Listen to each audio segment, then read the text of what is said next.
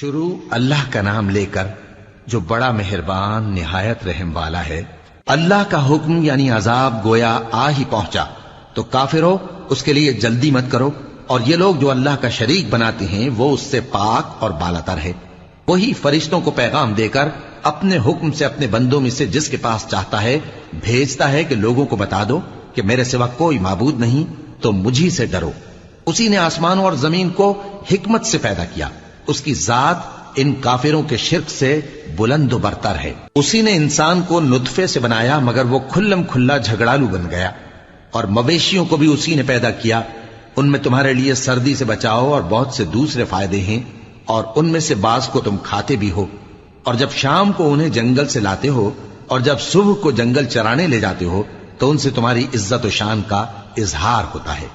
اور دور دراز شہروں میں جہاں تم سخت محنت کے بغیر پہنچ نہیں سکتے وہ تمہارے بوجھ اٹھا کر لے جاتے ہیں۔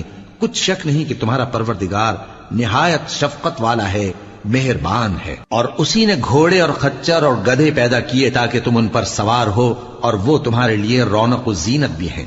اور وہ اور چیزیں بھی پیدا کرتا ہے جن کی تم کو خبر نہیں۔ اور سیدھا رستہ تو اللہ تک جا پہنچتا ہے، اور بعض رستے ٹیڑھے ہیں، اور اگر وہ چاہتا تو تم سب کو سیدھے رستے پر چلا دیتا۔ وہی تو ہے جس نے آسمان سے پانی برسایا جسے تم پیتے ہو، اور اس سے درخت بھی شاداب ہوتے ہیں جن میں تم اپنے مویشیوں کو چراتے ہو۔ اسی پانی سے وہ تمہارے لیے کھیتی اور زیتون اور کھجور اور انگور اور دوسرے بے شمار درخت اگاتا ہے، اور ہر طرح کے پھل پیدا کرتا ہے۔ غور کرنے والوں کے لیے اس میں اللہ کی قدرت کی بڑی نشانی ہے۔ اور اسی نے تمہارے لیے رات اور دن اور سورج اور چاند کو کام میں لگایا، اور اسی کے حکم سے ستارے بھی کام میں لگے ہوئے ہیں۔ سمجھنے والوں کے لیے اس میں بہت سی نشانیاں ہیں۔